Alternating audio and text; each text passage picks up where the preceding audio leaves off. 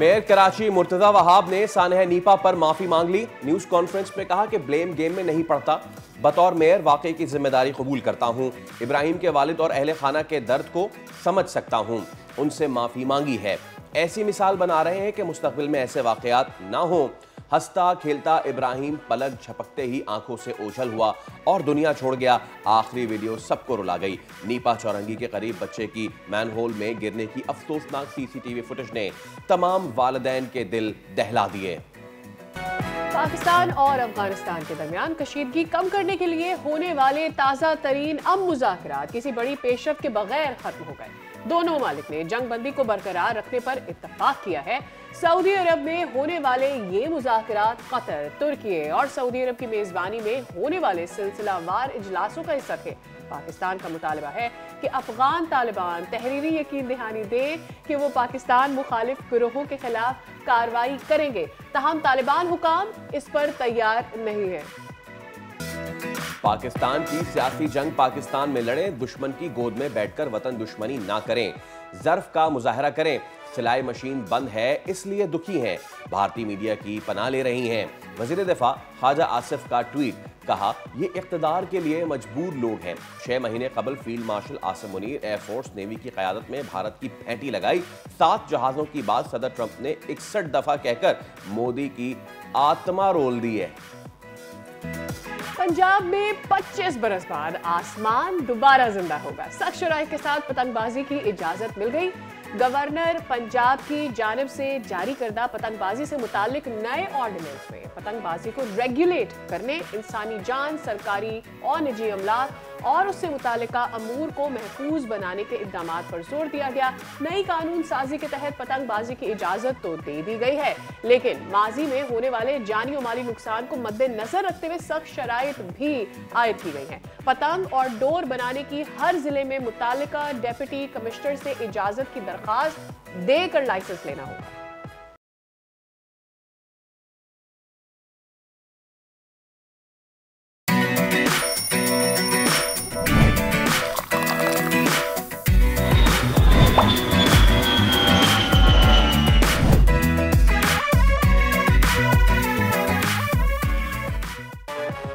अस्सलाम वालेकुम, सुबह खैर, खुश आमदीद। आप देख रहे हैं दुनिया बोल है और मैं हूं सादिया साहब। मैं हूं सैयद फैसल करीम। उम्मीद करते हैं कि आपके दिन का आगाज़ अच्छा हुआ होगा। आज शो का आगाज़ हम करेंगे उसी दिलखराश वाक़े से जिसमें ताज़ा डेवलपमेंट्स हुई हैं। और हुआ यह है कि नीपा वाक़े में साजिश और सियासत नज़र आने के 2 दिन बाद बिलाखिर मेयर मुर्तज़ा वहाब ने वो कदम उठाया जो शायद वाक़े के पहले 2 घंटों में ही उन्हें उठा लेना चाहिए था। नीपा वाक़े पर बच्चे के लवाहिकीन से माफ़ी मांगता हूँ, बतौर मेयर कामयाब नहीं हो सका। ये वो अल्फाज थे जो मुर्तज़ा वहाब ने इब्राहिम के दादा और वालिद के सामने कहे। बिल्कुल फैसल, हुकूमत ने फिर मौतली और बरतरफी का डंडा भी चलाया है और एसएसपी रजा और deputy commissioner east Abrar Ahmad Jafar को ओहदे से हटा दिया गया है। बल्दिया उज़्मा कराची के senior director municipal services Imran Rajput और फिर टाउन म्यूनसिपल कॉर्पोरेशन गुलशन इकबाल के असिस्टेंट इंजीनियर राशिद फयाज साहब, कराची वाटर एंड सीवरेज के कॉर्पोरेशन के जो एग्जीक्यूटिव इंजीनियर हैं वकार अहमद साहब, इन सबको मुअत्तल कर दिया गया है। असिस्टेंट कमिश्नर गुलशन इकबाल, आमिर अली शाह, मुख्तियार कार, गुलशन इकबाल, सलमान फारसी को भी मुअत्तल किया गया है। लेकिन सादिया, मेयर के इस इक़दाम को सराहा तो जा रहा है कि वो इब्राहिम के घर गए, उसके दादा को गले लगाया, जिम्मेदारान का तायुन भी हो गया। लेकिन इस सब में सबसे अहम बात की जाबहक इब्राहिम के दादा ने। उनका कहना था कि ऐसे इक़दाम किए जाएं कि किसी और के साथ ऐसा ना हो। अच्छा, ऐसे में फैसल, मेरे जहन में ये सवाल उठता है कि क्या हमें अपनी जिम्मेदारियों का तायुन करने, अपना फ़र्ज़ निभाने के लिए किसी हादसे का इंतज़ार करना ज़रूरी होता है? बारिश का पानी घंटों खड़ा हो, फिर भी नालों की सफाई, क्या फिर ही नालों की सफाई होगी? या फिर it comes to my mind कि कोई गटर में गिरेगा तब ही ढक्कन लगेगा। Why can't we do it earlier? Absolutely. अच्छा, इससे ना मुझे सादिया इन 2 बरसों में होने वाले उन 24 वाक़यात में से एक ऐसा वाक़या याद आता है जो गुलशन 13D में हुआ। मैन होल के साने में गिरना कोई नई बात नहीं है। साल पहले गुलशन इकबाल में 6 साला अभियान भी इसी तरह खुले गटर में गिर गया था। आज तक उसका सुराग नहीं मिल सका है।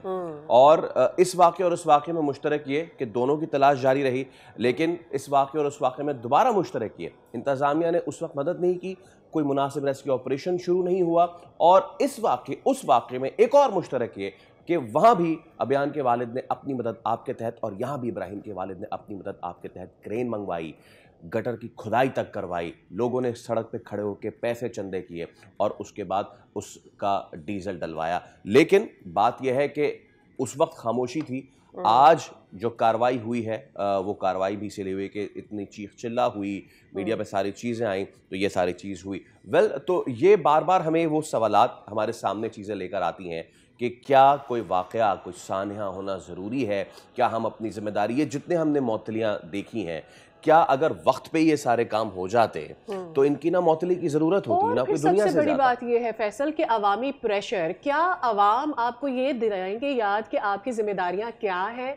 वो आपको चुनेंगे भी, आपको लेकर भी आएंगे, फिर आपको ये भी बताएंगे कि आपने अपनी जिम्मेदारियां पूरी करनी है, और फिर आप उन अवाम को शरपसंद कह देंगे। आप अवाम के सेंटिमेंट्स को एक लिमिट तक ही टेस्ट कर सकते हैं, उसके बाद वो सड़कों पर भी आएंगे, एहतजाज भी करेंगे और बार बार मुतालबा करेंगे कि उनके बेसिक राइट्स उनको दिए जाएं। अरशद वोहरा साहब हमारे साथ मौजूद हैं, रहनुमा MQM के। अस्सलाम वालेकुम, वेरी वेरी गुड मॉर्निंग। एक बहुत ही अफसोसनाक वाक़या। अच्छी बात यह है कि आखिरकार मेयर साहब ने माफ़ी मांगी, मासूम इब्राहिम की घर पहुंचे हैं, और एक गलती जो हुई थी उनसे, मेरे ख्याल में उन्होंने उसे करेक्ट किया है, अप्रोच को ठीक किया है अपनी। देखिए, ये बहुत ही अंदरनाक हादसा है, और ये मतलब it's a very saddening news. जो बच्चे को जिस तरीके से हमारे हमारे शहर का बच्चा, 3 साल का बच्चा, और ये कोई पहला वाकया नहीं है, ये इस साल का 18वां या 19वां वाकया है। मेरी अपनी कॉन्स्टिट्यूंसी में 4-5 बच्चे से जो है वो गटर के ढक्कन न होने की वजह से जो है जहाँ बाग हो चुके हैं। तो ये तो मैं ये समझता हूँ कि इस वक्त आज जो हालात हैं और जिस नहज पर सिंध गवर्नमेंट आ चुकी है, और जिस तरीके से अब पूरे पाकिस्तान में सिंध गवर्नमेंट हाईलाइट हो चुकी है कि सिंध गवर्नमेंट जो है उसकी मैनेजमेंट, उसकी गवर्नेंस, उसकी एडमिनिस्ट्रेशन, सब कुछ टोटली फेलियर है, कर चुका है। कराची में जंगल का कानून चल रहा है। आप किस तरीके से ये जस्टिफाई करें? वो किसी को भी जो है जिम्मेदार नहीं ठहराया इसका। आज जो है आप धड़ाधड़ लोगों को सस्पेंड करने पे तुल गए। तो ये बात नहीं है। सिंध गवर्नमेंट को अच्छी तरीके से अंदाजा हो गया है कि दे आर ए फेलियर। अब कराची में जो है चीजें उठ रही हैं, लोग उठ गए, लोगों की समझ आ रही है कि सिंध गवर्नमेंट जो है वो कराची को डेवलप करना नहीं चाह रही। कराची के नाम पर अरबों रुपए की करप्शन कर रही है, जमीनों पर कब्जा ये कर रहे हैं। गर्ज ये कि क्या चीज, कौन सा ऐसा इन्होंने जो है कौन सी चीज छोड़ी हुई है? सोसाइटियों पे कब्जे, करप्शन की हद एक्सट्रीम पहुंच गई है। तो Sindh government is a total failure. और जो है अब क्योंकि मैंने बताया ना कि अब ये चीजें हाईलाइट हो रही है, तो अब इनको एहसास। पहले 17 बच्चे जब मैंने, मुझे बताइए कितने इन्होंने सस्पेंड किए, और मेरे से आप लिखवा लें आज, ये जिन जिन लोगों को ये सस्पेंड कर रहे हैं, ये अगले महीने दोबारा सब रिइंस्टेट होंगे, कोई बल्कि उससे बेहतर पोजीशनों पे रिइंस्टेट होंगे। तो ये सब ड्रामेबाजी है। इस शहर के साथ जो खिलवाड़ कर रही है ये सिंध हुकूमत, इस शहर के साथ क्या पूरे सूबे के साथ कर रही है। पूरे सूबे की ऐसी की तैसी करके रखी हुई है इन्होंने। कोई एक मुझे बता दे वेन्यू जिस जगह को इन्होंने छोड़ा हो, और उसके बाद फिर जो है हीरो बन के फिर भी बैठे हुए, मरसू सिंध न देसू। अरे सिंध न देसू, आप सिंध को तो संभाल लो। आप अपने किसी एक शहर को तो संभाल लो, किसी एक गांव देहात को तो संभाल लो। आपसे संभलता है नहीं। आपने अरबों रुपए की करप्शन करनी है, और अरबों रुपए की करप्शन क्या, हजारों अरब रुपए अब तक आप लोग खा चुके हो सिस्टम के नाम पे। आप चाह क्या रहे हो? आप इस शहर को, लोगों को किस तरीके से मारना चाह रहे हो, आप बता दो। इस शहर के लोग खुद जाके समंदर में खुदकुशी कर लें। इस शहर की आपने ऐसी की तैसी कर दी है। यहाँ बिल्डिंगें गिरती हैं, यहाँ पे जो है जब बिल्डिंगें गिरती हैं वहां आप पैसा कमाना शुरू कर देते हो, दूसरी बिल्डिंगों को जाके नोटिस लगा देते हो। इस शहर के साथ जो खिलवाड़ आपने किया है, खुदा आपसे कोई आपसे सिंध नहीं ले रहा, सिंध पाकिस्तान का हिस्सा है। आपसे कराची नहीं संभल रहा था तो आपने कराची के 7 टुकड़े कर दिए। ठीक है, पाकिस्तान से सिंध नहीं संभल रहा है, सिंध के 4 टुकड़े करो, सिंध अच्छा नाम साहब, रखो। इस वक्त जरा सिंध कराची के मामले पर बात करना चाहेंगे हम, और उसे फोकस भी करना चाहते हैं। मेयर पीपल्स पार्टी का चेयरमैन JUI का अगर हम बात करते हैं, फिक्सिट की बरसों से रुकी हुई मुहिम की अगर हम बात करते हैं, जमात इस्लामी की अगर हम बात करते हैं, सियासी पॉइंट स्कोरिंग की जाती है। मुस्तकबिल में भी हम क्या यही एक्सपेक्ट करें, क्योंकि हादसात को रोकने के लिए मुअस्सर हिकमत अमली तो हमें करनी है ना। इसमें सियासत मेरे भाई कैसे सियासत होगी, आप मुझे बताइए। यहाँ सियासत तो है नहीं ना, आप तो बच्चों की जानें ले रहे हो ना। आप 18 बच्चों की जान ले चुके हो। आप जो है अब ये कमेटियां बनाओ और सस्पेंशन करो। उससे पहले 17 बच्चे मरे, उस वक्त आपने क्या किया? आपने कोई प्रिकॉशनरी मेजर ली? ये फिक्सिट जो है, इसने ड्रामेबाजी करके जो है ये जाके गटर के ढकने लगवा के, इससे आज पूछ ले इसके गटर के ढक्कन लगे हुए कहाँ चले गए। ये देखें, ये इन लोगों के बस का निजाम नहीं है। जमात इस्लामी जो है वो उसको भी अरबों रुपए मिले, उसके नाजिमों को अरबों रुपए मिले हैं। वो अब प्रेस कॉन्फ्रेंस करते हैं। अरे भाई, तुम्हारे इलाके का टाउन था, तुम KMC करो, फलाना करो, डिमाका करो। तुमको चाहिए था कि तुम जाते और तुम अपने इलाके को विजिट करो और तुम वहां पे अगर ढक्कन नहीं है तो ढक्कन लगवाओ। ये सब देखें, कराची को यतीम बना दिया गया है। कराची को सिर्फ और सिर्फ अगर देखें अवाम को जो है ना, मैं समझता हूँ कराची की अवाम ही रूल कर सकती है। Otherwise everything is a failure. Karachi के नाम पर सारे लोगों ने सियासत की है और कुछ डिलीवर नहीं किया। कराची अवाम के साथ खिलवाड़ किया जा रहा है। हजारों अरब रुपए कराची की अवाम से जो है टैक्स की सूरत में ले चुके हैं ये लोग। ये बच्चा जो 3 साल का शहीद हुआ है, इस बच्चे ने भी जब बिस्किट का पैकेट खरीदा था तो इस बच्चे ने भी टैक्स दिया है। जी हाँ। उस बिस्किट के पैकेट पे टैक्स लिखा हुआ होता है, 10 रुपए के बिस्किट के पैकेट पे। मजा फरमा रहे हैं आप। अच्छा अच्छा साहब, देखें बात यह है कि सियासत तो बहुत की है ना। क्या समझते हैं कि MQM की जानिब से जो बल्दियाती बिल पेश किया गया असेंबली में, वही इसका हल है कि बल्दियाती हुकूमत से कंट्रोल हो या खुद मुख्तार हो? देखिए, MQM की लीडरशिप जो है ना, MQM की लीडरशिप को अब जो है बड़े सख्त डिसीजंस लेने होंगे, ठीक है ना। चाहे वो आर्टिकल 140A की कॉन्स्टिट्यूशनल अमेंडमेंट के हवाले से हो, चाहे अपने इलाकों के डेवलपमेंट फंड्स के हवाले से, डेवलपमेंट करने के प्रोग्राम्स के हवाले से हो, चाहे असेंबली में जो वो अपने बिल्स पेश करते हैं उसके हवाले से हो। MQM ने जो है कराची चेंबर ऑफ कॉमर्स को जो 60 टुकड़ों में बांट रहे थे उसका बिल पेश किया, वो हर दफा डिले होता जा रहा है। क्यों डिले होता जा रहा है? अब ये लीडरशिप की जिम्मेदारी है कि वो अब जो है MQM के काम जो 15 अरब रुपए के काम कराची के, 5 अरब रुपए के हैदराबाद के, अगर ये काम नहीं स्टार्ट हो रहे, CGWP इसकी नहीं हो रही है, इसकी जो है एक्टिंग नहीं हो रही है, तो फिर ये जिम्मेदारी MQM के ऊपर भी आती है। फिर मैं समझता हूँ कि MQM का ऐवानों में कोई काम नहीं है। अगर MQM कुछ कर ही नहीं सक पा रही है तो फिर MQM को भी चाहिए कि ऐवानों से जो है वो अपने आप को बरी जिम्मा करके फारिग होकर रिजाइन दे दे। क्यों कि जब आप डिलीवर नहीं कर सक रहे अपनी आवाम के लिए, जब मुस्लिम लीग नून आपकी सुन नहीं रही है, पीपल्स पार्टी मुस्लिम लीग नून को ब्लैकमेल करती है, मुस्लिम लीग नून जो है वो MQM को सफर करवाती है। MQM जवाब दे है, MQM को जवाब देना है अपने इलाकों में। ठीक है, तो सर ये बता दीजिएगा कि इस मफादात की सियासत में अवाम ने और कितना इंतजार करना है, क्योंकि कराची के अवाम ऑलरेडी बहुत रुल चुके हैं।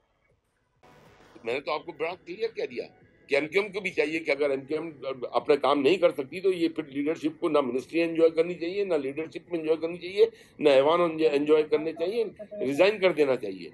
रिजाइन कर देना मतलब जब आप उस शहर को, जो शहर ने आपको वोट दिया, जिस शहर का आप जीत कर आए हो, आप उसके लिए कुछ कर नहीं सक रहे हो। डिले टैक्टिक्स, आप बिजनेस कम्युनिटी के लिए कुछ डिलीवर नहीं कर सक रहे हो। आपने एक बिल दिया है, आज 1 महीना होने को आया, वो बिल नहीं आ रहा। जो चीजें आनी होती है वो ऐवान में फौरन आ जाती हैं। उसका मतलब तो यही हुआ ना कि फिर आप हेल्पलेस हो, आपके काम अटके हुए हैं। आपके, मैंने कहा ना कि 15 अरब रुपए की CGWP नहीं हो रही है। क्यों नहीं हो रही है? आपका एथनिक में प्रोजेक्ट्स नहीं अप्रूव हो रहे हैं। क्यों नहीं हो रहे हैं? तो इसका मतलब ये कि या फिर मुस्लिम लीग नून आपके साथ सिंसियर नहीं है, पीपल्स पार्टी तो डेफिनेटली आपके साथ सिंसियर नहीं है। बिल्कुल ठीक है। असद वोरा साहब हमारे साथ मौजूद थे। मीनवाइल मेयर मुर्तज़ा साहब आपके खिलाफ पिटीशन भाई, लेकिन मैं चाहूँगा ये जो फुटेज चल रही है सादिया, हम एक चीज़ का मिस कर गए हैं इसमें। इस फुटेज को चलाते रहिएगा। आप देख रहे हैं कि ये वो रोड है जो यहाँ रहायशी हैं, उनको पता है कि ये सड़क यहाँ से नीपा से आगे हसन स्क्वायर जाने वाली रोड है। यानी कि आपका चेहरा होगा ना हसन स्क्वायर की जाने, तो आपकी गाड़ी वहाँ जा रही होगी। ये डंपर जिस पे डाला गया कि ये डंपर यहाँ से जा रहा था और उसके बाद गटर का ढकना इसके लोड से गिर गया, ये रॉन्ग साइड जा रहा है, रॉन्ग साइड जा रहा है ये। जी। मैं बिल्कुल भी इस चीज़ की वकालत नहीं कर रहा कि सीसीटीवी कैमरे नहीं होने चाहिए, मैं बिल्कुल भी इस चीज़ की वकालत नहीं कर रहा, चालान नहीं होने चाहिए। अब रगड़ दें, जो रॉन्ग साइड आया उस पर 25 क्या 50,000 का जुर्माना कर दें। ये इस्तिस्ना है नहीं क्या? ये इस्तिस्ना है इन ट्रक डंपर वालों को कि ये रॉन्ग साइड जा रहा है और रॉन्ग साइड जाते हुए इसने ये कार्रवाई डाल दी। तो सिचुएशन ये कि आवे का आवा इस शहर का बिगड़ा हुआ है। अब इस सारे मामले में हुआ ये है कि मेयर कराची मुर्तज़ा वहाब जो कि कल रात पहुंचे और उनके खिलाफ एक पिटीशन जो है वो भी दायर कर दी गई है और गफलत बरतने पे अब देखते हैं कि उस सारा मामले का क्या होता है। लेकिन सवाल वहीं जाके खड़ा होता है साहब, और वो ये कि आखिर कब तक हम इंतज़ार करें कि कोई सानहा हो जाए, उसके बाद हम जाएं और जाने के बाद फिर हम करें। हमारे साथ डॉक्टर मौजूद हैं, बिल्कुल, डॉक्टर फारूक सत्तार साहब हमारे साथ मौजूद है। अस्सलाम वालेकुम फारूक साहब, बहुत शुक्रिया आपके वक्त के लिए। Good morning as well. Sir, कुछ देर पहले हमारी अरशद साहब से भी बात हो रही थी। हमारे जहनों में बात ये आती है एक आम शहरी के तौर पर कि क्या आवाम को झंझोड़ने की ज़रूरत होती है अपने हुक्मरानों को? क्या उनकी जिम्मेदारी का उनको एहसास दिलाना होता है और उनको ये भी सिखाना होता है कि किसी भी हादसे के बाद आपकी अप्रोच क्या होगी, कि 4 दिन बाद या 3 दिन बाद आपको होश आएगा कि आपने जाके माफ़ी भी मांगनी है और दिलआज़ारी भी करनी है उन लोगों की जिनका नुकसान हुआ है। कराची के रहने वालों की रेजिलियंस इस कदर ज्यादा है, उन्हें एक्चुअली इम्यूनाइज किया गया है ना, एक आहिस्ता आहिस्ता इस इतने सारे इंसानी हादसात और सानेहात का उन्हें आदी बना दिया जाता है। और जाहिर है कि वो अपने माशी मसाइल में भी हैं, अपने माशरती मसाइल में भी हैं, उनके आसाब पर वैसे ही कई तरह के बोझ और आजमाइशें हैं। तो अमूमन ये कैफियत होती है कि फिर बिल्ली के गले में घंटी कौन बांधे, कौन एक बहुत बड़ी अवामी तहरीक कायम करे। सियासी जमातों की आपस की चपकलिश की वजह से एक 4 करोड़ से ज्यादा आबादी वाला शहर सफर कर रहा है और जाहिर है कि कोई एक सियासी जमात इसके जुमला मसाइल का हल नहीं है। इंतज़ामी मसाइल भी हैं, शहरी सहूलतों की या इंफ्रास्ट्रक्चर के मसाइल हैं, जैसा कि ये कितना अंधोनाक सानिया है।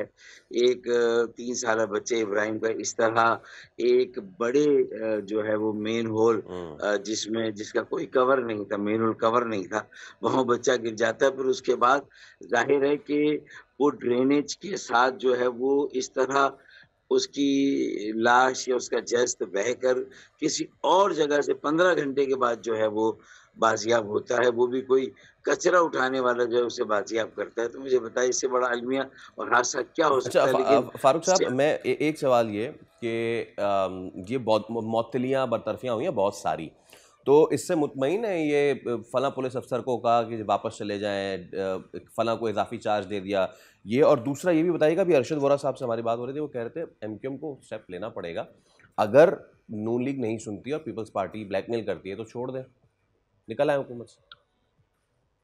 मेरे ख्याल में वो स्टेज उसके वक्त का तयन क्या होगा, किस तरह होगा, वो तो खालिद मुगल सिद्दीकी भाई और जो हमारी पूरी मरकजी कमेटी वही तय करेगी। लेकिन मैं समझता हूँ कि जिस कदर भी एमकेएम ने जो दबाव हो सकता था, हमने 26वीं आईनी हम देखिए उसको पब्लिसाइज नहीं किया, 27वीं आईनी तरमीम में भी हमने पब्लिसाइज नहीं किया। लेकिन ये कि हमारा वफाकी हुकूमत छोड़ने या ना छोड़ने से सूबाई हुकूमत पर कोई फर्क पड़ता है या पड़ेगा या नहीं पड़ेगा, क्योंकि देखें 18वीं तरमीम के बाद तो ये सारी जिम्मेदारियां बुनियादी तौर पर पार्क्ड हैं वजीर आला और सूबाई हुकूमत के इंतजामी और सियासी ढांचे में, स्ट्रक्चर में सूबाई हुकूमत के। अच्छा, फिर उसी के तुफैल जैसा तैसा भी बल्दियाती कानून बना जो कि आर्टिकल 140A की सरीहन नफी के तहत बना है। उसमें जो भी इख्तियार है फिर वो मेयर कराची के पास है और वो लिहाज ओहदा water board Karachi water sewerage company के चेयरमैन है, तो वो फिर बलि का बकरा तो बेचारे मेयर को ही बनना होता है, ये मैं मानता हूँ। लेकिन उस मेयर के पास भी कितने इख्तियारात हैं, कितने वसाइल हैं। हम तो ये जो सारी लड़ाई लड़ रहे हैं, वो तो मेयर को बाइख्तियार बनाने की, बल्दियाती इदारों, बल्दियाती निज़ाम, मकामी शहरी हुकूमत को मौसर, बाइख्तियार, खुद मुख्तार, बावसीला, खुद कफील और खुदकार बनाने की सारी हमारी जो लड़ाई ना, आईनी तरमीमी बिल।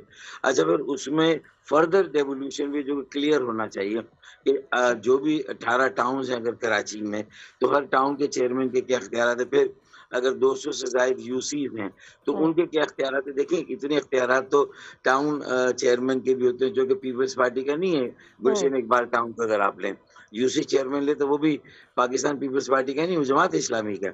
अच्छा, अब क्या उनके अगर कोई इस महीने का फंड है, तो उसमें क्या वाटर बोर्ड से, या वाटर बोर्ड उन्हें कुछ मेन होल कवर इस तरह नहीं दे सकता कि अगर कहीं चेयरमैन जी कराची वाटर सीवरेज फारूक साहब, कंपनी। कता कलामी की माजरत चाहती हूँ, लेकिन हम 75 साल की कौम हो गए, उससे ज़्यादा बड़ी कौम हो गए हैं। आज हम ये अगर डिसाइड करेंगे कि वाटर सेवरेज या केएमसी या और दीगर इरादे या यूसीओ को कितना पैसा मिल रहा है, तो बहुत लेट हो गया ना, अब तक ये हो जाना चाहिए था। कमिंग बैक टू फैसल वाला सवाल कि बरतरफियों से क्या आप मुतमईन हैं जो की गई है, अब फाइनली अब की गई है? लेकिन मैं समझता हूँ ये सब अलामती है ना, इसीलिए मैं मालजाती इलाज की बात करता हूँ, क्यूरेटिव ट्रीटमेंट की बात करता हूँ। ये सिम्टोमेटिक ट्रीटमेंट है कि इसमें वो ये ना कि मीर क्या सादा है, बीमार हुए जिसके सबब उसी अतार के लौंडे से दवा लेते। मतलब ये रिवायत ये है कि वो कहते हैं ना कि मतलब है कि मर्ज बढ़ता गया जूं जूं दवा की। तो ये अलामती हालत देखें, कुछ दिनों के बाद लोगों की याददाश्त से ये महव हो जाएगा, आहिस्ता आहिस्ता ये चीज चली जाएगी। और जाहिर है कि सवाल भी कौन करेगा। अब बल्दिया उस्मा की काउंसिल के भी कितने इजलास होते हैं, वो कहेंगे भाई चले मेयर साहब ने ये आला ज़र्फ़ी का मुज़ाहरा जी किया कि वो गए और उन्होंने माफ़ी मांगी और उनके बड़ों ने अपनी दानिश में माफ़ी दे भी दी। लेकिन जाहिर है कि ये अवाम को जवाब देना है, लोगों को जवाब देना है, सबसे बढ़कर फिर अल्लाह को जवाब देना है। तो इसमें मैं किसी एक पर एक उंगली उठा के कह दूं उसकी गलती है, लेकिन ये सबकी मुश्तरका गलती बिल्कुल है। ठीक है डॉक्टर सारी साहब, सियासी जमात। बिल्कुल जी। ठीक है, आपका मौक़िफ़ आया, बहुत शुक्रिया आपका। और थैंक यू सो कि हमने स्टोरी के शुरू में बताया था कि इस सारे मामले पे एक पिटिशन भी दायर हुई है। तो जो पिटिशनर है एडवोकेट अब्दुल अहद अहमद खान हमारे साथ मौजूद हैं। अस्सलाम वालेकुम एडवोकेट साहब, और बहुत शुक्रिया आपके वक्त के लिए। ज़रा बताइएगा पिटिशन क्या दायर की है आपने, और कल जो माफ़ी तलाफ़ी हुई उसके बाद मैं आपसे ये पूछना चाहूँगा कि माफ़ी तलाफ़ी अच्छी बात है, दे दी गई, कबूल कर ली गई, लेकिन कानून इस हवाले से क्या कहता है? क्या कानून भी माफ़ी दे देता है ऐसे में? दो बातें हैं। पहले तो जी आपने पूछा कि पिटीशन हमने किस सिलसिले में दायर की है। तो सबसे पहला जवाब इसका ये है कि देखें, ये जो पिटीशन दायर की है ये गफलत के अगेंस्ट में फाइल की गई है। ये क्रिमिनल नेग्लिजेंस के वाक़ये पे फाइल की गई है, रेकलेसनेस पे फाइल की गई है। ये जो इनकी बदउनवानी है, जो करप्ट और बैड गवर्नेंस है, उसके अगेंस्ट में फाइल की गई है कि जिसकी वजह से रोड के ऊपर लातादाद हादसे हुए हैं, लातादाद शहरी मरे हैं, लातादाद एक्सीडेंट्स हुए हैं, उस तरह के वाकयात हुए हैं। और ऐसे वाकयात की वजह से बहुत सारे एक्सीडेंट्स हुए हैं, बहुत सारे शहरियों को लगी है। और अब नाउ इट इज टाइम कि now we as citizens and we as professionals should take our part of responsibility, सही। and at least they should have to bear some sort of legal repercussions against their bad governance. तो ये petition इस पे ही file की गई है कि ये जो इनकी मैल एडमिनिस्ट्रेशन है, जिसकी वजह से एक बच्चे की हलाकत हुई है, तो उस पर कानूनी कार्रवाई हो, उस पर क्रिमिनल प्रोसीडिंग्स इनिशिएट होनी चाहिए, उस पर तफ्तीश होनी चाहिए, उस पर एक हाई लेवल इन्वेस्टिगेशन हो या ज्वाइंट इन्वेस्टिगेशन जो है फॉर्म होनी चाहिए। और उसको फिर अदालत के अंदर वो इन्वेस्टिगेशन रिपोर्ट जमा करवानी चाहिए, जिसके बेसिस पे आगे फर्दर कार्रवाई हो। Now the head of local government is mayor, and the town chairman is some of other party. We have got that knowledge. और उनको हमने इसमें पार्टी बनाया है, प्लीड की है कि they should tell the court कि why such incidents are happening and why the innocent citizens have to suffer. तो हमने basically this is a criminal petition. Now criminal petition और एक constitutional petition में फर्क ये है कि we are seeking directions for criminal proceedings against them. कि ये एक criminal negligence है, ये कोई सिविल नेग्लिजेंस नहीं है, कोई रूटीन की छोटी मोटी ऐसी गलती नहीं है कि जिसको माफ कर दिया जाए। ऐसे लोगों, ऐसी गलतियों से शहरियों की हलाकत हो रही है, जिसमें जाब्ता है फौजदारी के अंदर और पाकिस्तान पिनल कोड के अंदर ऐसे ऐसी गफलतों के लिए सजाएं मुकर्रर है, तो जी हमने उसको इन्वोक किया है। ठीक नाउ है। That should be triggered and brought triggered and charges shall be framed against them. ये इस चीज के लिए पिटिशन है, तो उसके लिए हमने अदालत से रुजू किया है और हम होपफुल हैं कि कल उस पर नोटिस भी हुए हैं और दरखास्त के ऊपर, और उन्होंने अदालत ने जो है वो 11 तारीख को फरीकैन को जो है वो अदालत में तलब भी किया है, अच्छा जिनके खिलाफ ये पिटिशन फाइल की, और पुलिस से एक रिपोर्ट भी तलब की है सारे वाकये की। वो मैं अब्दुल्ला नोटिस अ, आपकी टीम को शेयर अब्दुल्ला करूंगा। साहब सेकेंडली जो फैसल का सवाल था, जी जी जी अच्छा बोलो बोलो। अब्दुल्ला साहब हाँ सवाल बताएं हम ये करना चाह रहे थे कि चूंकि इसमें आपने ये बताया कि चलो फ़ोन मुर्तज़ा वहाब के अगेंस्ट आपकी क्रिमिनल ये केस आपने दायर किया है। अब इसमें ऐसे में अगर फैमिली माफ़ी मांग लेती है, ऑल्दो आई नो कि वो पार्टी नहीं है इस केस में, लेकिन अगर फैमिली माफ़ी दे देती है मुर्तज़ा वहाब को, तो फिर क्या होगा? क्या ये पिटिशन वापस ली जा सकती है? और क्रिमिनल चार्जेस का मतलब क्या है? जो दिफात है वो कौन से शामिल की गई हैं, और अगर ऐसे में आगे चलकर सज़ा भी हो सकती है क्या? जी, मैं आपके इसी सवाल की तरफ आ रहा था, मैंने सुना था पहले आपने पूछा था। तो देखें, जहां तक ये सवाल है कि फैमिली इस केस को वापस ले सकती है या नहीं ले सकती है, उस बारे में मेरा मौक़िफ़ ये है कि देखें, ये क्रिमिनल पिटिशन फाइल की है हमने, और ये मैंने किया है केस, या मेरे साथ कुछ और वकीलों ने भी किया है। हम्म तो ये फैमिली ने तो केस नहीं किया, हम्म तो फैमिली का इससे कोई ताल्लुक नहीं है। ये हम्म फैमिली कल को बोले कि हमें केस नहीं लड़ना है, तो वो now they are not the party in this proceedings. हमने ये केस किया है, तो ये हम इस चीज को जो है असेस करने की पोजीशन में होंगे, या हम कह सकते हैं कि हम वापस लेंगे नहीं लेंगे, तो हम वापस नहीं लेंगे। हम्म हमने एक इनिशिएटिव लिया है, तो कोई और थर्ड पार्टी आके इसको वापस नहीं ले सकता।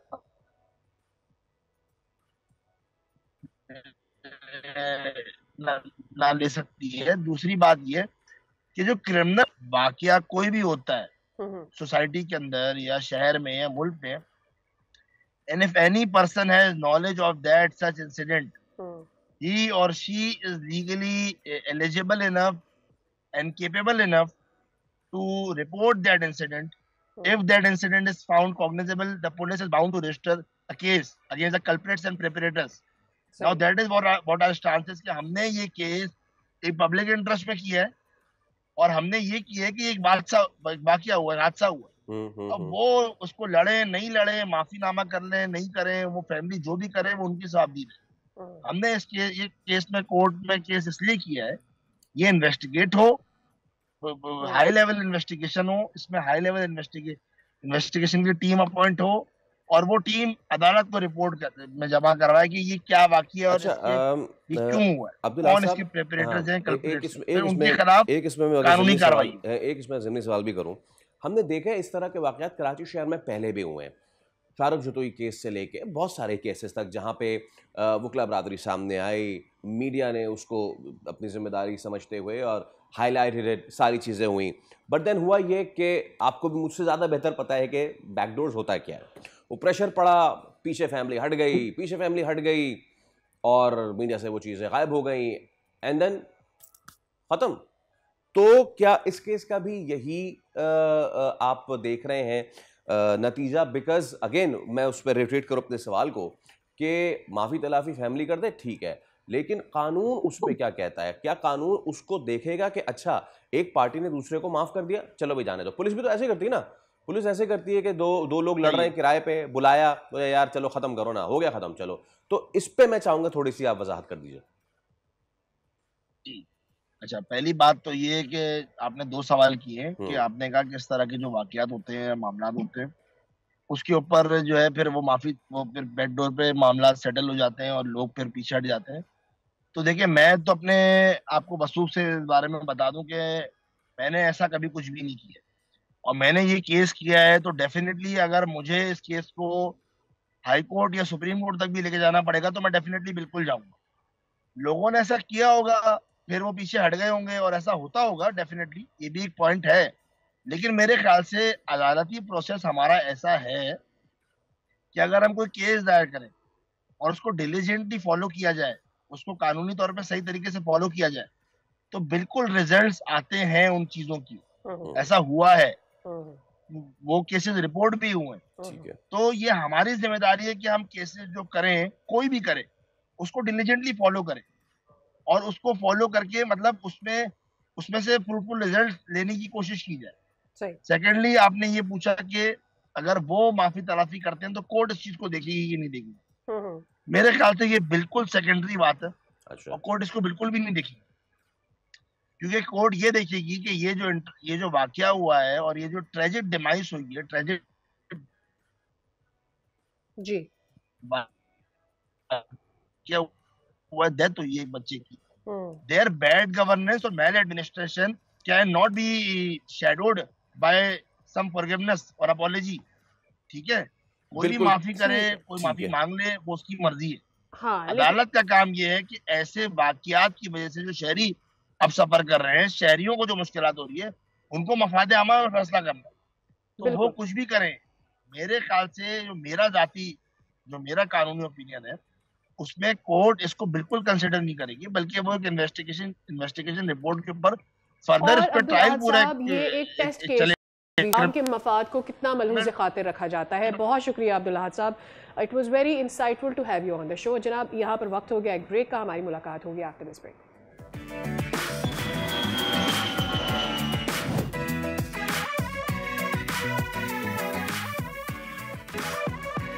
Welcome back. हम अक्सर ये बात करते हैं कि कराची में एक नहीं अनेक मसाइल हैं और इन मसाइल को हल करने के लिए जब कोई एक मसला उठाते हैं तो उसके नीचे से 4 मसाइल और निकल आते हैं।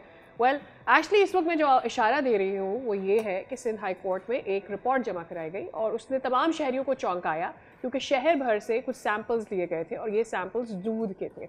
इंसानी सेहत के लिए इंतहाई गैर मौजू करार दिए गए हैं और मुज़हर करार दिए गए हैं इस रिपोर्ट में। ये डेयरी फार्मर्स, होलसेलर्स और रिटेलर्स के हिफ्ज़ाने सेहत की हालत ख़तरनाक है, ये रिपोर्ट ये क्लेम कर रही है। सफाई का कोई मयार नहीं है, दूध के स्टोरेज और ट्रांसपोर्ट का निज़ाम गैर साइंसी और मिलावट इस हद तक कि आम दूध की ग़िज़ाइयत नहीं बल्कि बीमारियों का ज़रिया बन रहा है। इस सब पे मैं बात करना चाहूँगा। हमारे साथ आज मौजूद हैं तर्जुमान Sindh food control authority Basit Abbasi साहब। अस्सलाम वालेकुम बासित साहब, और बहुत शुक्रिया आपके वक्त के लिए। सर, ये अज्जा क्या हैं और कितना खतरनाक है, इसको रखें एक तरफ। सबसे अहम बात इस रिपोर्ट में है कि मिलावट इस हद तक है कि असल का तो है ही नहीं गुमान इसमें। ये जिस वक्त जब भी हम बात करते हैं डेयरी फार्मर से, वो कहते हैं देखें जी नागुज़ीर हो गई कीमतें बढ़ाना, पेट्रोल इतना आगे चला गया है, सारी चीजें। इस पे कौन पकड़ेगा इनको कि ये दूध नहीं पानी बेच रहे हैं, और जो पानी नहीं जहर बेच रहे हैं बेसिकली। एक्चुअली मैं आपको बताता चलूं कि ये जब इशू रेज हुआ पैसों का, ये इन्होंने रिक्वेस्ट की थी कमिश्नर साहब से कि हमारे जो दूध के रेट है वो बढ़ाए जाएं। तो कमिश्नर साहब ने एक कमेटी कॉन्स्टिट्यूट की जिसमें representative of Sindh food authority मैं था as a deputy director. Randomly हमने 54 सैंपल्स कलेक्ट किए पूरे कराची डिवीजन से। ओके, ठीक है। उसके बाद मिल्क एसोसिएशन में किसी बंदे या किसी पर्सन को पॉइंट आउट नहीं करना चाहता, उन्होंने कहा कि ये सैंपल्स जो है पीएसक्यूसीए वहां से चेक होंगे।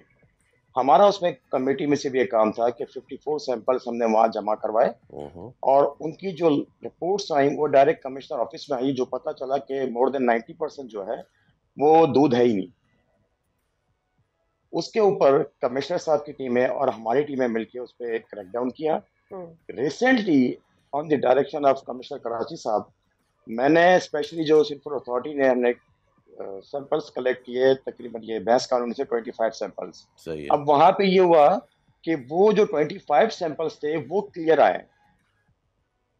अच्छा, उसमें कोई एडल्ट्रेशन या फॉर्मुलिन वगैरह ऐसी चीजें नहीं आई।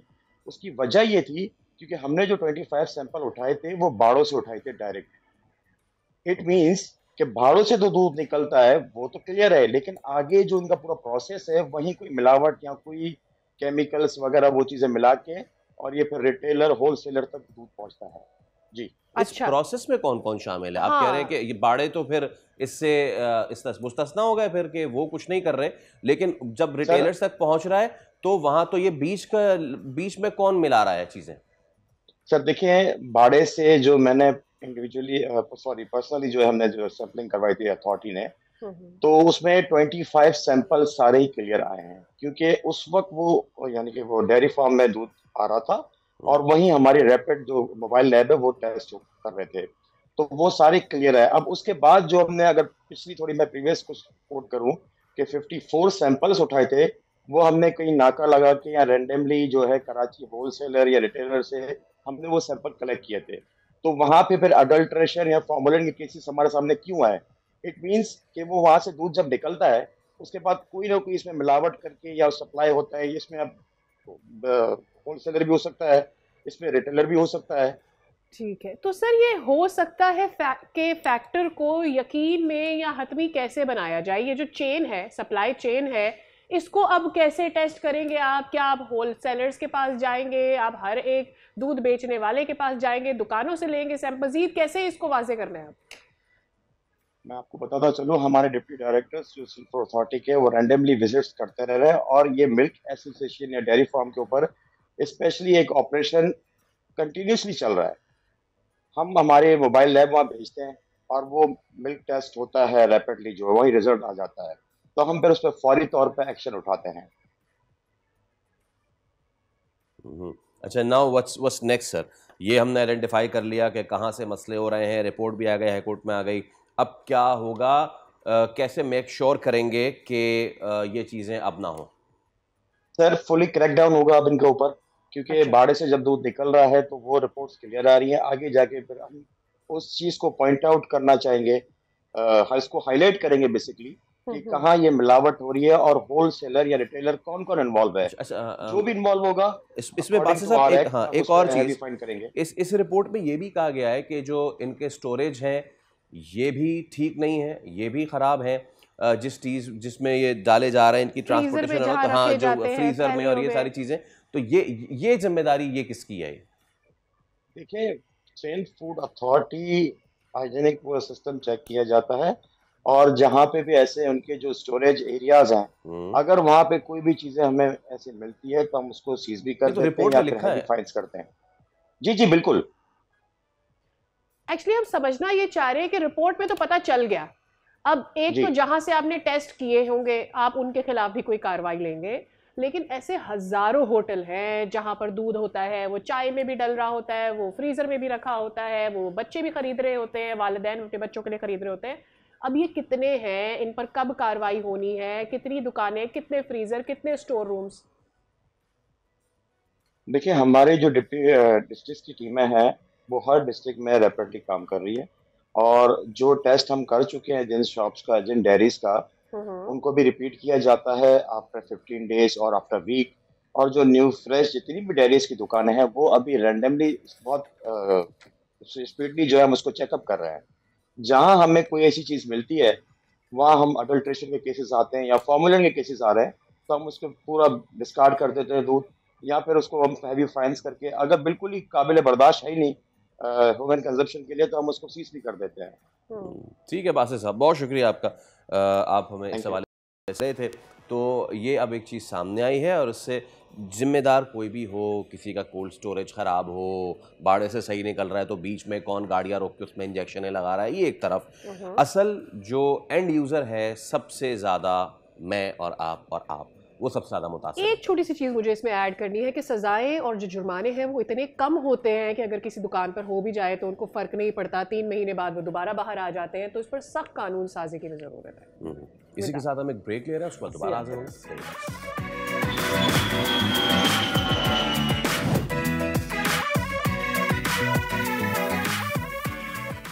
एक बार फिर आपको कहेंगे खुशामदीद। आप देख रहे हैं दुनिया बोल है, हमसे जुड़े रहने के लिए बहुत शुक्रिया।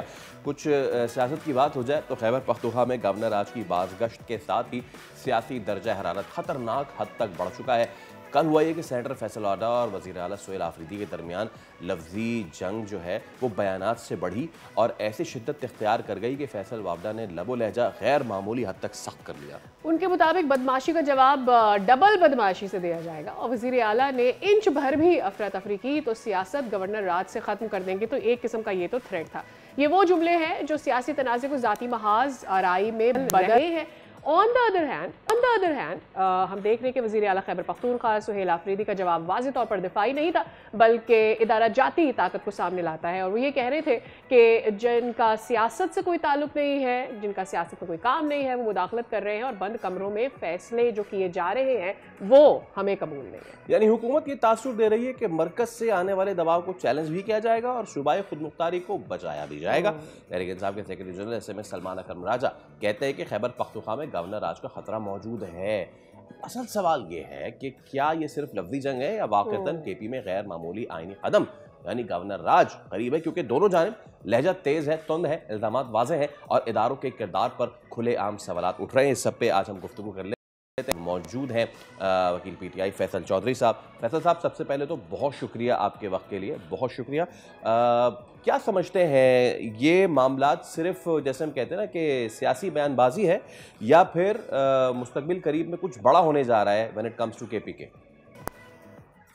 Thank you for having me. देखिए, मेरे ख्याल में ये इंतबाह है और एक एफर्ट है जिसे आप अंग्रेजी में स्टिक एंड कैरेट पॉलिसी कहते हैं, कि वो स्टिक दिखाई जा रही है कि अगर आप जो है नहीं होंगे, अगर आप बिहेव नहीं करेंगे या हमारा कहना नहीं मानेंगे तो हम ये भी कर सकते हैं। लेकिन इसकी एक प्रैक्टिकल साइड भी है, कॉन्स्टिट्यूशन लीगल साइड भी है। मेरा नहीं ख्याल कि ये जो गवर्नर आज अगर लगा भी दिया जाता है, let's suppose worst come to worst, तो ये कुछ ज़्यादा देर चला सकेंगे क्योंकि उसका बैकलैश काफ़ी आएगा। देखिए, अच्छा। PTI की 2/3 मेजोरिटी है, उसके बाद JUI है, वहाँ पे बड़ी पार्टी है, ANP है, इवन पीपल्स पार्टी और मुस्लिम लीग नवाज के जो लोकल चैप्टर्स हैं वो भी इस हक में नहीं है। आज नेशनल फाइनेंस कमीशन का इजलास है NFC का, वहाँ पे काफ़ी चीज़ें खुल जाएंगी और आपको मज़ीद पता लगेगा। जहाँ तक फैसल वाडा साहब के बयानात का ताल्लुक है, हमारा भाई है, लेकिन वो हमेशा ऐसे ही तंदो-तेज़ बयान देते हैं और एक माहौल क्रिएट करते हैं जिसका फ़ायदा कम से कम वफाकी हुकूमत को तो नहीं होता और फ्रैंकली स्पीकिंग इदारों को भी उतना फ़ायदा नहीं होता।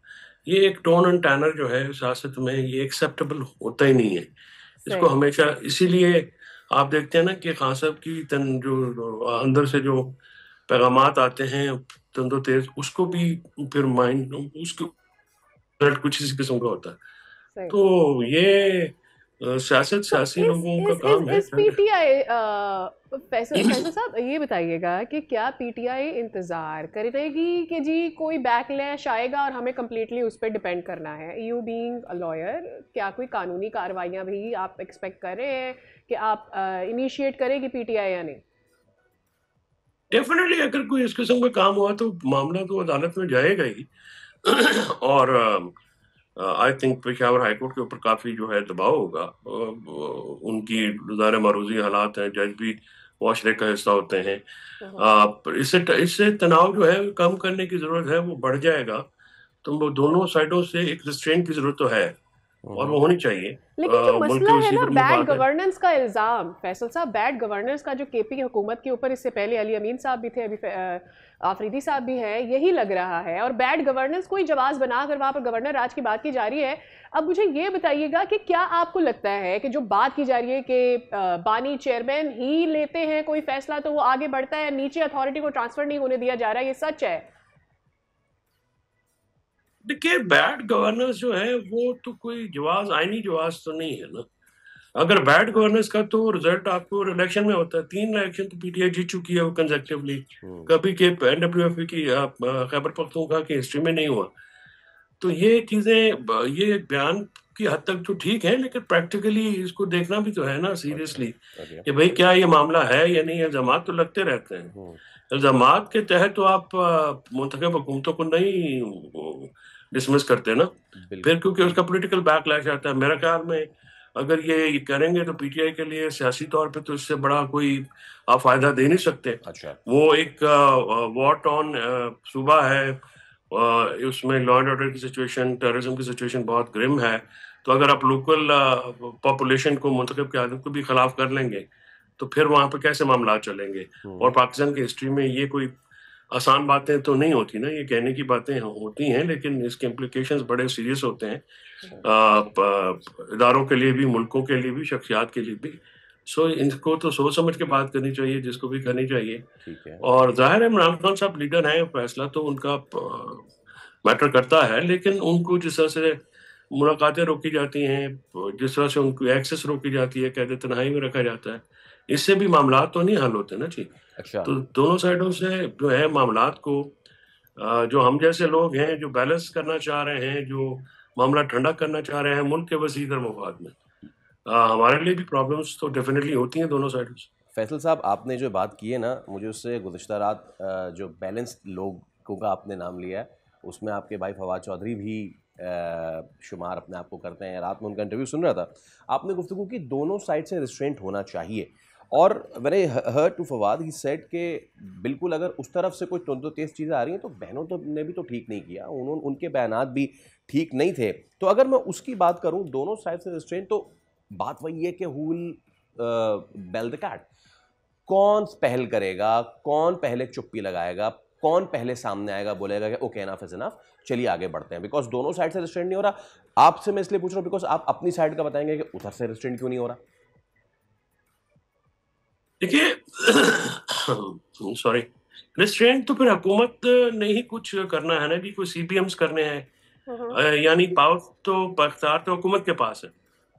जो अपोजिशन पार्टीज होती हैं उनके पास तो रिलेटिवली कोई और चीज़ होती नहीं है, उनको तो टेम्परेचर, हाई टेम्परेचर सूट करते हैं, जैसे PTI को सूट करते हैं, उनको पॉलिटिकली बड़ा बेनिफिट है इस बात का, बड़ी पॉपुलैरिटी है। लेकिन पॉपुलैरिटी को कामयाबी में बदलने के लिए फार्मूला कोई और होता है।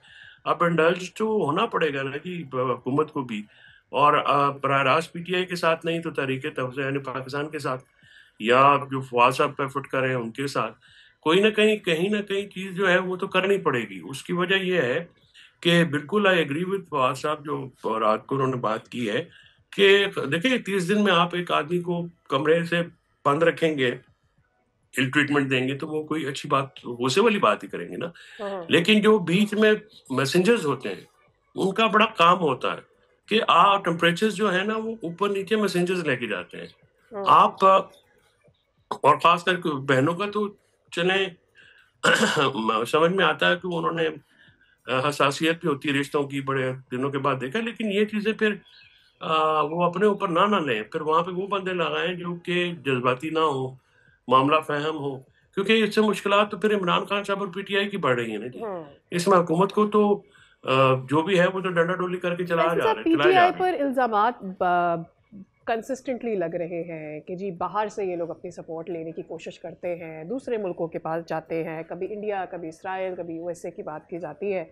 अभी रिसेंट जो इंटरव्यू है हमशीरा का बानी चेयरमैन की, उसके ऊपर भी बड़ी तनकीद हुई है कि एक दफ़ा फिर से आपने ऐसी बात कर दी है, आप मुल्क का इमेज भी ख़राब कर रहे हैं और ऐसे लोगों से जाकर सॉर्ट ऑफ शायद मदद मांग रहे हैं।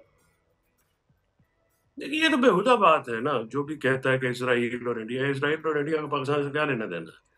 और इवन जो ट्रम्प आए थे तब भी ये कहा था इमरान खान ने कि तो हमारा इंटरनल मामला है। I'm talking in context to her recent interview. वो को एक तो AI जनरेटेड इंटरव्यूज बहुत हैं, वो चल रहे हैं क्लिप्स जिनका हकीकत से कोई ताल्लुक नहीं है। और देखिए अगर आप इंडिया या किसी भी को बात करते हैं, मैं भी बात करता हूँ, लेकिन when it comes to Pakistan और पाकिस्तान के मफाद में, तो फिर आपको ये तो आपकी अपनी रियलाइजेशन होनी चाहिए ना जी। कोई बच्चा तो है कोई नहीं कि आपने क्या बात करनी है इंटरनल मामलात के ऊपर, इंटरनेशनल क्यों बात करनी है, खासकर इंडिया के मीडिया के पास, जिसकी तो मैं सिर्फ उन पे अपेयर होता हूँ टू शो देम कि आपकी तो क्रेडिबिलिटी जीरो हो चुकी है जंग के बाद। आप इमरान खान की हिमायत की मैं नहीं बोल रहे, उनकी दर्द में नहीं बोल रहे, आप तो अपना एक कहते हैं ना कि आप अपना बदला लेना चाह रहे हैं, तो वो तो नहीं होगा। अफगान और इंडिया मीडिया की क्रेडिबिलिटी है क्या, उसको लेके हुकूमत जो है उसको इतनी सेंसिटिव, असल में मसला ये है कि हुकूमत के पास कोई सॉलिड बात तो है नहीं, तो ये गैर मंतकी बातें हैं। अगर उन्होंने वहाँ पे जाके अपने भाई की बात की है तो आप लोकल मीडिया को एक्सेस दें ना, जिस तरह से मेरा आप इंटरव्यू कर रहे हैं तो बहने भी इंटरव्यू करना का आप करने दें, तो वो अपना मुद्दा बयान करें और उसको बगैर किसी प्रेशर के एयर होने दें, तो फिर कोई भी नहीं जाएगा। फिर आप ना मिलने देना जो है वो आप इशू आप खुद खड़ा करती है हुकूमत। फिर जो विक्टिम है उसको ब्लेम करना, विक्टिम ब्लेम शेमिंग तो बड़ी नामुनासिब बात है, दुनिया में कहीं पे भी अप्रिशिएट नहीं होता ये। अच्छा, तो अच्छा फैसल साहब, फिर the last thing is governor raj के बादल हैं, साए हैं. I don't know if you agree or not, but what is the way forward then? Dialogue. There's no other way. But PTI doesn't sit in dialogue. Who made them to sit? आप कान से पकड़ के बैठाएंगे पर तो कोई नहीं बैठेगा ना. आपने डायलॉग जो है ज़रा फैमिली के साथ तो नहीं करना. जो लोग कोर्ट लखपत में कैद हैं उनको बाहर बुलाएं. उनका तो अब लीगल और कॉन्स्टिट्यूशनल राइट बन गया बेल्स का, क्योंकि उन्होंने अपनी 1/3 सेंटेंस पूरी कर ली है सबने. उनको बाहर बुलाएं. एक माहौल क्रिएट करना होता है ना. आप ये तो नहीं कह सकते ना कि शाम को ज़ाहिर है ये कोई मैं बोर्ड टीवी के साथ इंटरव्यू थोड़ी है कि सुबह 10 बजे बैठ जाएं, 11 बजे बैठ जाएं. You have to create atmosphere. पूरा माहौल बनाना पड़ता है. आप पॉलिटिकल बात करते हैं. पीटीआई सबसे बड़ी रिप्रेजेंटेटिव पार्टी है पाकिस्तान की और पाकिस्तानियों की आवाज़ है. उसको अगर आपने इंगेज करना है तो पहले उसका माहौल तो बनाएं. आप माहौल बनाए बगैर ये कोई ज़रा फौजी यूनिट तो है नहीं कि आप कहें कि अबाउट टर्न हो जाएगी, राइट हो जाएगी. ये तो फिर सियासी मामलात हैं. इस पे तो हर किसी को सोचना है.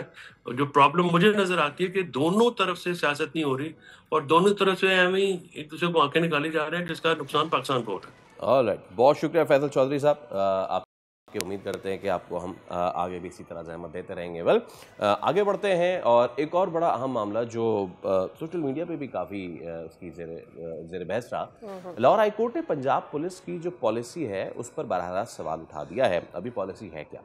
चीफ जस्टिस आलिया नीलम ने कम उम्र ड्राइवर्स की गिरफ्तारी पर पाबंदी लगाते हुए वाजे किया कि बच्चों को पहली बार पकड़कर हवालात में डाल देना कानून नहीं है, बद इंतजामी है. नाबालिग ड्राइविंग के मामले पर पहले आगाही मुहिम चलाई जाए, पहली खिलाफ वर्जी पर वार्निंग, तकरार हो तो कार्रवाई. अब नई हिदायत है सादी और इसके मुताबिक बच्चों के खिलाफ नहीं बनेंगे बल्कि गाड़ी के मालिकान जिम्मेदार ठहरेंगे. अब सवाल यहाँ पर यह पैदा होता है कि जो जुर्म है वो किस नौयत का है. लेकिन जो इस वक्त कोर्ट कह रहा है वो ये है कि जुर्म अगर है तो बड़ों का है और सज़ा अब तक बच्चों को मिल रही थी, लेकिन अब ऐसा नहीं होना चाहिए. सज़ा भी बड़ों को मिलना चाहिए. पंजाब के ट्रैफिक निज़ाम में ये फैसला एक अहम पेशरफ्त है, मगर ये भी सच है कि अगर वालिदैन, स्कूल और माशरा खुद ड्राइविंग के बुनियादी असूल ना सिखाए तो कोई भी पॉलिसी कारआमद इन द लॉन्गर रन साबित नहीं हो सकेगी. जी हाँ, हम हमेशा यहाँ कराची में बैठ के यही सोचते हैं, रॉन्ग वे आना हमारा हक है, पार्किंग पे लगा के चले जाना हमारा हक है, अपनी लेन का इस्तेमाल ना करना हमारा हक है. ताली जो है वो दोनों हाथों से ही बचती है सादिया. और जहाँ पे एक जानिब इस चीज़ की मजम्मत करनी चाहिए कि आप छोटे बच्चों पे मुकदमात, क्योंकि होता है कि फिर उससे उनका आगे करियर पूरा लिंक्ड होता है ना. Also we don't have an infrastructure, a system जहाँ पर आप इन जेलों में जो जोवेनाइल जेल्स हैं हमारी, उनकी हालत वहाँ पर तमाम तर जो फैसिलिटीज है तो बेसिकली वो सारा सिस्टम भी नहीं है हमारे पास. सही है. और हमारे पास एक इन्वेस्टिगेशनल गैप भी रहता है. उसकी वजह से भी ये सर्टेन नहीं है कि आप उन बच्चों को डाल रहे हैं तो क्यों डाल रहे हैं और डालना भी चाहिए था या नहीं. तो इसमें एक चीज़ क्लियर तो हो गई है. चले इस पर एसएसपी फरहान असलम साहब हमारे साथ मौजूद हैं. आप चीफ ट्रैफिक ऑफिसर हैं पंजाब के. बहुत शुक्रिया सर फॉर योर टाइम. सबसे पहले तो अदालत को आप कैसे देख रहे हैं आपके काम में ये कितना फ़ायदेमंद हो सकता है या इसमें कोई हिचेस हो सकते हैं? क्या परसीव कर रही है इस वक्त ट्रैफिक पुलिस पंजाब की? जी मैडम, बहुत शुक्रिया. मैडम देखें, जब ये कैंपेन शुरू की गई थी तब भी इंस्ट्रक्शन दी गई थी कि स्टूडेंट्स के खिलाफ इस तरह के इकदाम ना किए जाएं. तो किस जगह पे इसकी वायलेशन हुई वो पॉइंट आउट भी हुई और उससे सिस्टम मजीद हमारा स्ट्रीमलाइन हो गया है कि अभी स्टूडेंट्स के खिलाफ पंजाब भर में कहीं भी मुकदमात का अंदराज नहीं किया जा रहा. उनको आगाही मुहिम भी दी जा रही है और उनको अवेयरनेस दी जा रही है. लेकिन इसका एक दूसरा रुख ये भी है कि जब हम देखते हैं कि स्टूडेंट्स जा रहे हैं या वन किलिंग कर रहे हैं और कई जगह पे इंसिडेंट होता है जिसमें उनकी जान भी चली जाती है, तो आप यकीन करें कि हमारी हिम्मत नहीं होती कि उनके घर में फ़ोन करके कैसे इन्फॉर्म करें कि एक टिकटॉक बनाते हुए एक स्टूडेंट की डेथ हो गई है. तो एक वो पहलू भी है. लेकिन इसमें अब बड़ा अच्छा एक इकदाम हो रहा है कि गवर्नमेंट ने भी इस एक पॉलिसी के तहत करना शुरू किया है कि कुछ 16 साल उम्र कर दी जाए या कुछ स्मार्ट कार्ड बना दिए जाएं. लेकिन फिर भी हमें कुछ ना कुछ लिमिटेशन तय करनी पड़ेगी. हम 12 साल के बच्चे को या 13 साल के बच्चे को इस तरह नहीं छोड़ सकते कि वो सड़क पे बिल्कुल वन व्हीलिंग करे या उस तरह करे और अपनी जान खतरे में डाले. देखिए, उनके साथ उनके घर वालों के ख्वाब जुड़े होते हैं और ये एक नेगेटिविटी सामने आ रही है कि लाइसेंसिंग के हवाले से. ये आपसे जानना बहुत ज़रूरी है कि ठीक है, वालिदैन को ऑब्वियसली ज़्यादा रिस्पॉन्सिबल होने की ज़रूरत है और ये बहुत अच्छा इक़दाम है. एट द सेम टाइम बच्चों को रिस्पॉन्सिबिलिटी का ख्याल होना कि अगर उनके पास लाइसेंस मौजूद नहीं है, छोटी एज में वो बाइक चला रहे हैं, गाड़ियाँ चला रहे हैं, कानून तोड़ रहे हैं, ये जिम्मेदारी उनको लेना आना चाहिए। तो इसमें कम्युनिटी सर्विंग को भी क्या मद्देनजर रखा जाएगा? जी बिल्कुल। वो एक तो कम्युनिटी सर्विंग का तो हम एजुकेशन कैंपेन भी चला रहे हैं, उसमें स्कूलों में जाके भी एजुकेट कर रहे हैं, लेकिन मैडम इसका मुश्किल हाल ये है कि इसको एक एज ए सब्जेक्ट सिलेबस में शामिल किया जाए। जैसे सिग्नल के लिए हमारे लोग साइन टेस्ट के लिए आते हैं, तो इवन बड़ी एज में आके भी उनको ये नहीं पता होता कि ये मशहूर 3-4 सिग्नल्स के अलावा बाकी क्या चीज़ें। जी तो हमारे जिस तरह फैसिलिटीज़ होती हैं कि शहरों में जाना पड़ता है कॉलेज के लिए, गाँव में अवेलेबल नहीं होते, ट्रैवल करके स्टूडेंट्स आते हैं। फिर बस सर्विस उस तरह इंफ्रास्ट्रक्चर नहीं है जिस तरह दूसरे मुल्कों में, साइकिल पे जाते हैं, बाइक पे स्टूडेंट्स जाते हैं। तो उनको बहुत ज़रूरी है कि एजुकेट किया जाए कि लेन लाइन वायलेशन क्या है, आपने सिग्नल किस तरह रुकना है, उस पे रिस्पॉन्ड किस तरह करना है, टर्निंग किस तरह करनी है, स्पीड लिमिट को किस तरह फॉलो करना है।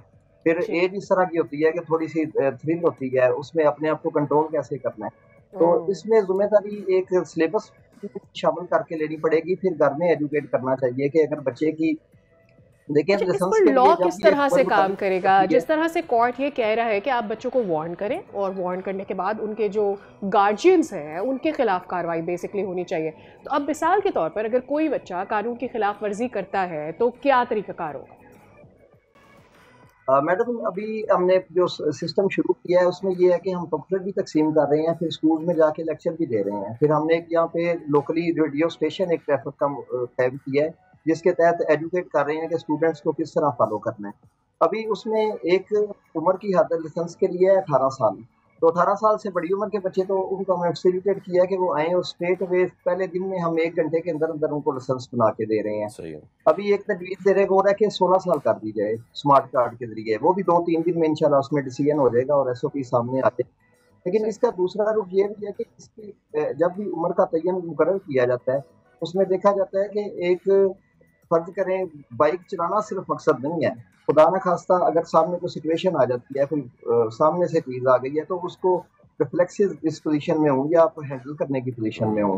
इतने मैच्योर हों कि आप उस टाइम पे ब्रेक लगा सकें या साइड पे कर सकें। तो उसमें 12 साल का या 11 साल के बच्चे को तो किसी सूरत भी ये पॉसिबल नहीं है। उसमें उसकी जान जा सकती है, बाइक का नुकसान हो सकता है। तो इसमें हमें पेरेंट्स को तो ज़िम्मेदारी लेनी पड़ेगी कि एक जो गवर्नमेंट मुकर्रर करती है उम्र, उसके बाद उनको बाइक या गाड़ी दी जा सके। उसके अलावा नहीं तो उसका मुतबादल अरेंजमेंट करें। इस तरह वैन्स के ज़रिए स्टूडेंट्स वहाँ पे जाते हैं, फिर रिक्शास इसके के ऊपर ज़रिए स्टूडेंट्स को ड्रॉप किए जिसके जाते ऊपर हैं। ट्रैफिक पुलिस ही एक्शन लेगी या फिर इसमें पुलिस इन्वॉल्व हो जाएगी जब वालिदैन को आइडेंटिफाई किया जाएगा और बताया ये जाएगा कि जी आपका बच्चा बाइक चला रहा था, कोई भी गाड़ी चला रहा था, खिलाफ वर्जी किया उसने? मैडम इसमें अभी हम जो प्रैक्टिस कर रहे हैं, जो स्टूडेंट इस तरह वायलेशन करता हुआ हमारे पास पकड़ा जाता है, हम उनको रोकते हैं, फिर उनके पेरेंट्स को बुलवा रहे हैं और उनसे स्टाम्प लिखवा रहे हैं और अंडरटेकिंग ले रहे हैं कि आप बच्चे को दोबारा इस वायलेशन के लिए इजाज़त नहीं देंगे और इसका कोई मुतबादल इंतज़ाम करें। ये इसकी ज़िंदगी के लिए खतरनाक है, ऑल जो राइट, आपने इसको बाइक दी हुई है। बिल्कुल ठीक है। बहुत शुक्रिया, आप हमारे साथ मौजूद थे सर। साहब, और यकीनन ये बात बहुत ज़रूरी है कि जहाँ पे रवैया बेहतर रखना चाहिए पुलिस का, वहीं पे लोगों को ये सोचना चाहिए कि कोई 10, 11 साल, 12 साल, 13 साल का बच्चा है, उसको आप बाइक थमा देंगे तो वो अपनी अक्ल और शऊर के हिसाब से ही चलाएगा ना, वो क्यों ट्रैफिक रूल्स अवॉइड करेगा। तो ताली दोनों हाथों से बचती है, दोनों तरफ से चीज़ों का ख्याल रखा जाना चाहिए। एक ब्रेक ले रहे हैं, उसके बाद दोबारा हाजिर होंगे इस चैनल से।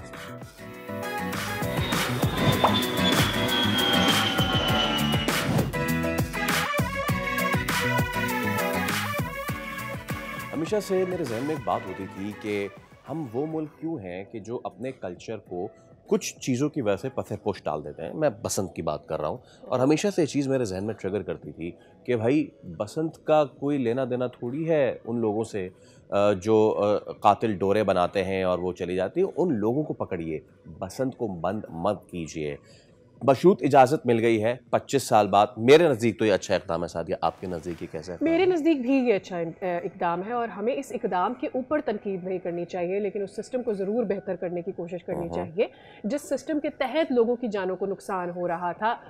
सख्ती ज़रूर कर दी गई है, मेक श्योर कर दिया गया है कि 18 साल से बड़ी उम्र के ही नौजवान जो है और लोग जो हैं वो पतंगबाजी करेंगे, छोटे बच्चे इसमें इन्वॉल्व नहीं होंगे। और फिर ये कि जो मांझे की सप्लाई है बेसिकली उसको मेक श्योर किया जाएगा हर डिस्ट्रिक्ट की सतह पर जाकर कि कहीं वो केमिकल वाला, ग्लास वाला और इस तरह के जो मांझे मौजूद होते हैं दुकानों पर अवेलेबल होते हैं कन्वीनियंटली, ऐसे मांझे तो नहीं है और फिर उसके खिलाफ कार्रवाइयाँ भी की जाएंगी। और इस सब के बीच हमें ये सेलिब्रेट करने की ज़रूर कोशिश करनी चाहिए कि आप अपने मुल्क में वो लोग वापस लेकर आएंगे जो इससे पहले आपके मुल्क में हर बसंत 25 साल पहले आया करते थे और वो बहुत यूरोपियन कंट्री से आ रहे थे, यूएसए से आ रहे थे, वो आपका कल्चर यहाँ से लेकर जा रहे थे। हमें ये भी सेलिब्रेट करने की ज़रूरत है कि इससे आपकी इकोनॉमिक जो ग्रोथ है वो भी होती है। तो मेरे ख्याल में ये सारी चीज़ें एक अच्छा इकदाम है, बट यस लॉज को फॉलो करना है तो आपको सख्ती भी करनी होगी। मैं हमेशा से सोचता था, मैंने कहा दुबई आप जाएं, काइट्स बीच का नाम ही इस वजह से है क्योंकि वहाँ पे बड़ी बड़ी पतंगे जो हैं वो उड़ रही होती हैं। हम अपने चैनल पर हर साल चाइना में होने वाले काइट फेस्टिवल को चला रहे होते हैं। हमारी कोस्ट लाइन पे क्या मसला है? मैं तो कहता हूँ बसंत सिर्फ लाहौर में क्यों मनाई जाए? यहाँ कराची के सी व्यू पे कोई इस तरह का इकदाम क्यों नहीं होता? सी व्यू पे तो कोई मोटरसाइकिल नहीं चला रहा ना, ओपन एरिया है तो चला दीजिए, तो होना चाहिए। और इसमें अगेन वही बात, मैं तीसरी मरतबा ये बात कर रहा हूँ, ताली दोनों हाथों से बजती है। जहाँ पे एक तरफ हुकूमत जो है वो इकदाम कर रही है, लोगों को भी सोचना चाहिए, उनके भी बच्चे हैं, उनकी किसी धाती डोर की वजह से, पेच लड़ाने या मुकाबलेबाजी की वजह से किसी की जान नहीं जानी चाहिए। So it's a good thing. देखते हैं कि ये कैसे हो पाता है। From one festival to another thing which could have been a festival, लेकिन कुछ मिले जुले रिव्यूज़ आ रहे हैं। पाकिस्तानी मूवी नीलोफर की अगर हम बात कर लें तो बहुत ही धूम धड़ाके के साथ मूवी आई और मुझे याद है अभी जो ट्राई सीरीज हो रही थी उसमें बाकायदा इसकी प्रमोशन भी हुई सादिया, वहाँ इसकी प्रमोशन हुई। फिर हमने देखा कि यूनिवर्सिटीज़ का रुख किया गया, ऑब्वियसली प्रीमियर के अलावा देवर शो है, पॉडकास्ट और हर जगह नीलोफर की बात हो रही थी।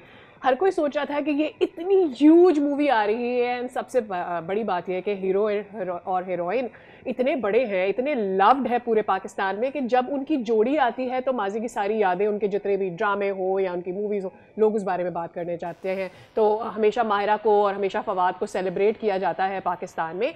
लेकिन जो प्लॉट बनाया गया था इस पूरी मूवी का और जो इसका इतना मार्केटिंग किया गया था, इसका मोमेंटम क्रिएट किया गया था, जब वो लोग जो कि इस मूवी को देखने के लिए फ़ैन फॉलोइंग थी जिनकी इस जोड़ी के लिए, वो देखने के लिए पहुंचे, तो क्या ये मूवी अपना हक अदा कर पाई या नहीं?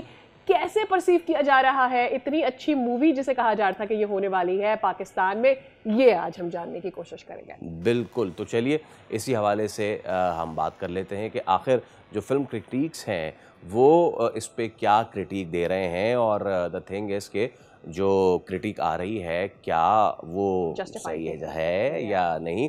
फिल्मी नक़ाद कामरान जावेद हमारे साथ मौजूद हैं। अस्सलाम वालेकुम कामरान साहब। वालेकुम, welcome to the show.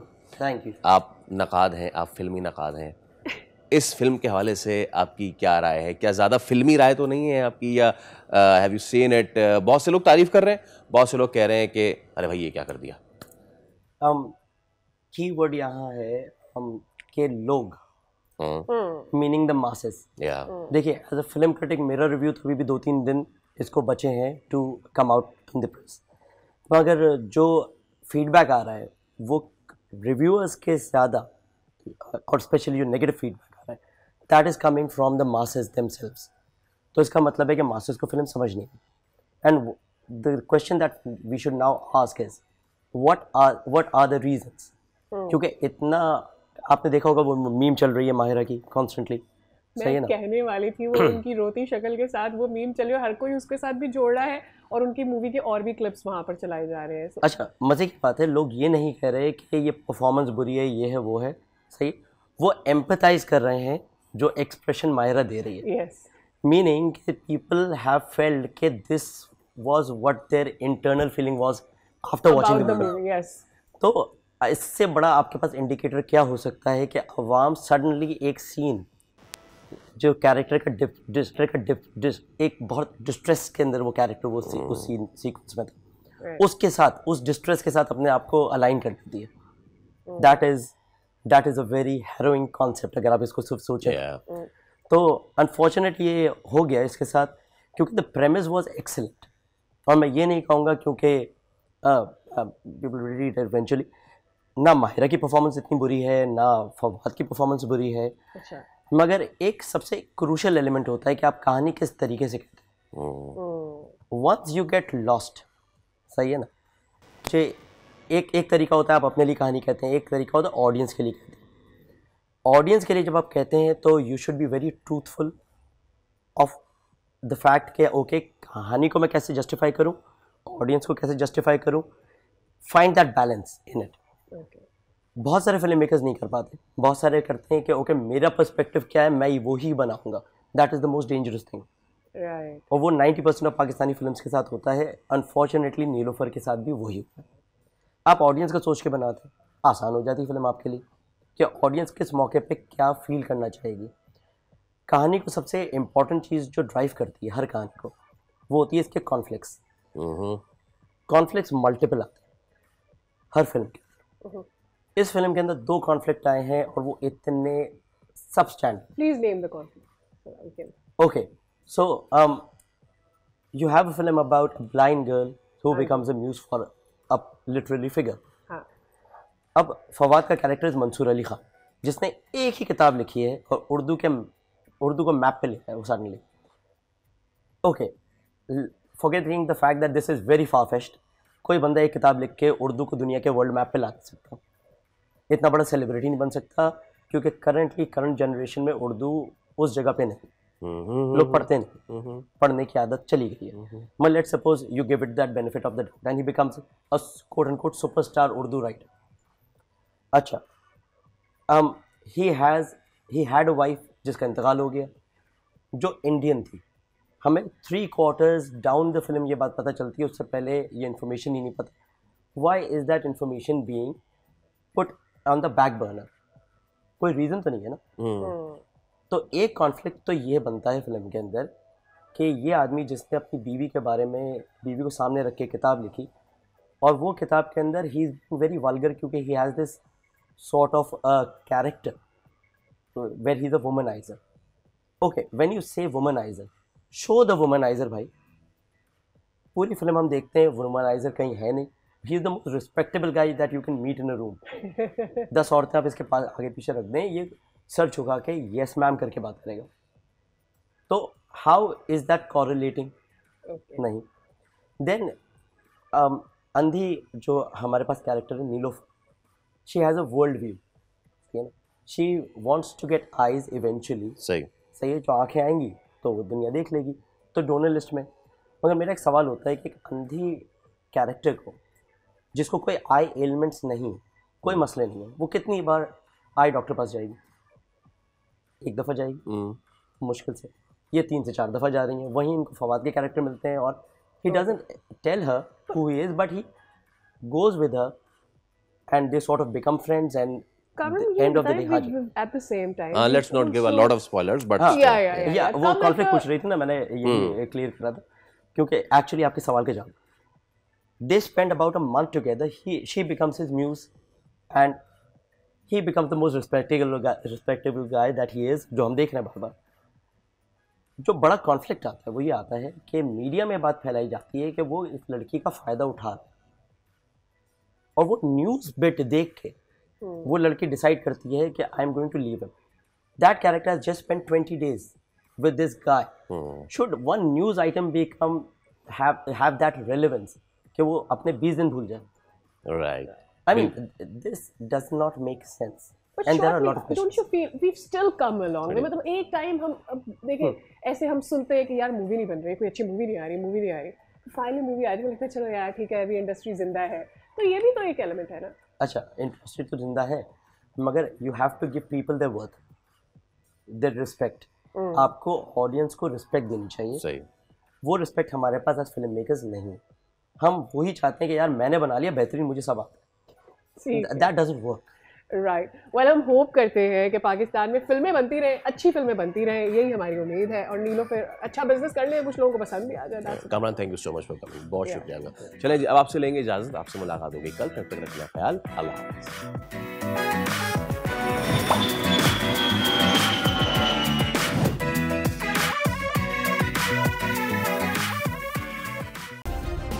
Subscribe करें और बेल दबाएं ताकि कोई खबर रह न जाए।